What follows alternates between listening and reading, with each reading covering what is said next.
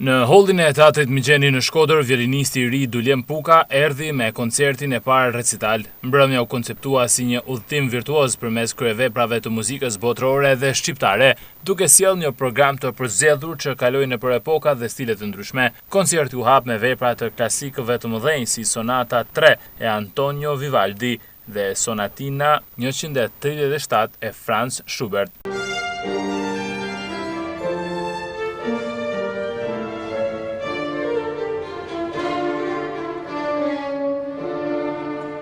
Një vend të veçantë në program zuri edhe krijimtaria shqiptare me interpretimin e pjesës Romancë nga kompozitori Albert Paparisto, e cila u prit ngrohtësisht nga publiku. Të pranishmit duart trokitën edhe interpretimet e veprave të njohura botërore, përfshirë Granada nga Isaac Albeniz dhe Humoreska nga Antonin Dvorak. Kulmi emocional i koncertit u arrit me temën e njohur të filmit Schindler's List nga John Williams, si dhe me pjesën virtuoze Bravur nga baleti Liçeni i Mjellmave i Piotr Ilich Tchaikovsky.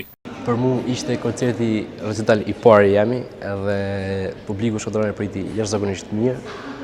Duhet falenderoj në radhë parë Teatrin Migjeni për hollin e mrekullueshëm, Ingrid Havalja për bashkëpunimin, zysh Sinjona Papleken që ishte koncert maestro sonda, edhe në fund më e rëndësishme duhet falenderoj përsëri Ramazan Pekun që më udhëhoqin këtë rroktim, në këtë shënim për jetën time, sepse është i pari edhe do ta bëjmë mend gjithmonë. Faleminderit shumë. Duljemin ka ardhur si vjet si student bashkë me Ingridin, janë dy shkodrane.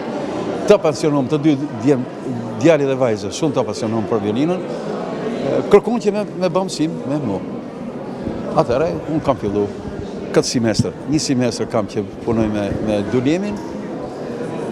Edhe me këtë dhe ishte dëshira e Duljemi dhe vajzës që të organizoni një koncert në Shkodër. Kjo është e para herë që Duljemi bën një recital vetëm, por natyrisht me përforcime siç ka atë vajzën Ingrid, edhe pianistja mjaft e mirë dhe vajza shumë e mirë pianiste.